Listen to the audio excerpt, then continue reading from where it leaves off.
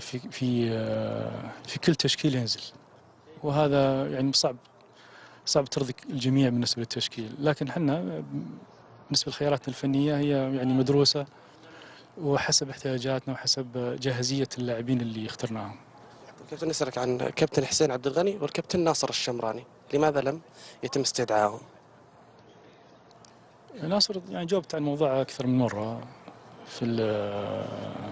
بخصوص ناصر، وهو فقط أن عدم جاهزية أو مش ناصر المستوى المعتاد اللي نعرف ناصر فيه يعني عموما، لكن اللاعبين زي ناصر يعني أتوقع في أي لحظة يرجع لمستواه، يعني لاعب مميز فهو بنفسه ما راح يرضى أنه يبقى على المستوى هذا. الكابتن حسين عبد الغني بس عامل السن فقط لا غير. لكن من أكثر العطاءات في الدوري هو الكابتن حسين عبد الغني ما شاء الله. أكيد معروف طبعا، لكن في لاعبين خلينا نقول أكثر جاهزية من حسين في الفترة هذه.